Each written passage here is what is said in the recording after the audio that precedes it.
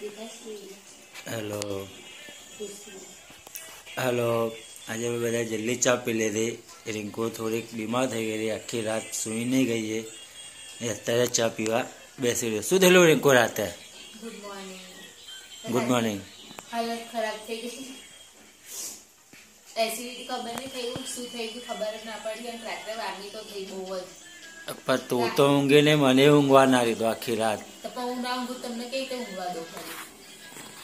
આખી રાત જાગ્યો. રાતે 2 વાગેલું કીધું ડીજે વાગેલું આપણા રોડ પર. 2 વાગે હું વાગી ખાતે તો કેટલા છે? લગભગ દોઢ થયેલો, 1:30 આજુબાજુ. એટલે આખી અડધી રાત સુધી સુઈ નહીં ગયા. અને આવી રહ્યો હર્ષેલ. બેટા પતંગ નહીં ચડાવવાને. Good morning. Good morning. તો કાકા ગયા ને પતંગ ચડાવવા. મમ્મીએ શીરો બનાવી દીધો. શીરો બનાવીને મૂકી દીધો ગાયને. હું આજે રહી ગઈ હે. હું આજે બહુ મોડી નીચે આવી એટલે આ લોકોએ તો ચા પી લીધી, પરવારે ગયા. હું એકલી જ બાકી છું.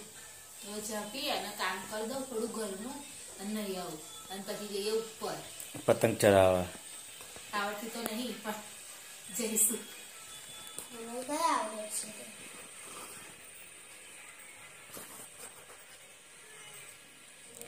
અહીંયા આગળ મમ્મીએ ચાલુ કરી દીધું છે ઢેબરા બનાવવાની. ઢેબરા જ ને મમ્મી? ઢેબરા બનાવવાની તૈયારી ચાલુ કરી દીધી છે. ઢેબરાને ઘી ખાઈશ. મેથી નાખી લીલા ધાણા. 1 મિનિટ આવી. હા લાવો દવા લે ખાઈને લઈશ નહીં પહેલા લઈ લેજો. જડા હા ખબર નહીં. અને કેટલા થશે મમ્મી આટલાથી? કેટલાય થશે. તાજી પેલું નહીં બનાવતી હું. હા ના મમ્મી નહીં મને નહીં હો થઈ રહેશે. ઊંધિયું લાવવાના છે ને તો પછી બસ તાર ઊંધિયુંના ઢેબરા બહુ થઈ ગયા. ચા બનાવી દઈશું. કાલે બનાવીશ પૂડા. તલ નાખ્યા, મેથી, આદુ, લસણ, લીલું લસણ, મરચાં. હા ટિફિન બનાવીશું. આમ જાઓ થોડા રોટલા જેવું ટિફિન બનાવવાનું. ગેસ ચાલુ કરી દે. ખબર પણ લો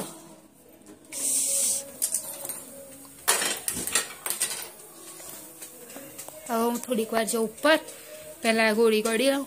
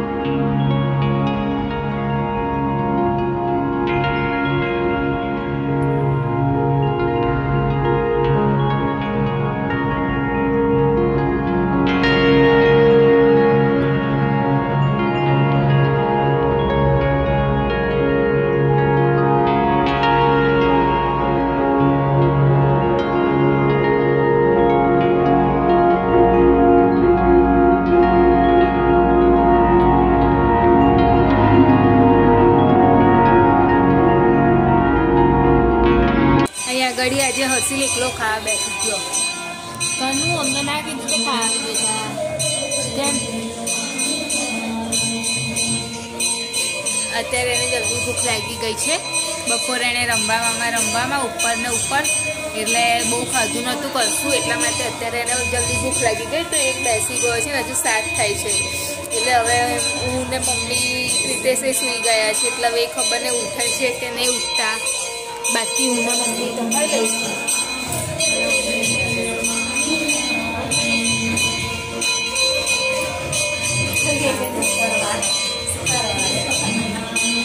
કેવી ગઈ બધાની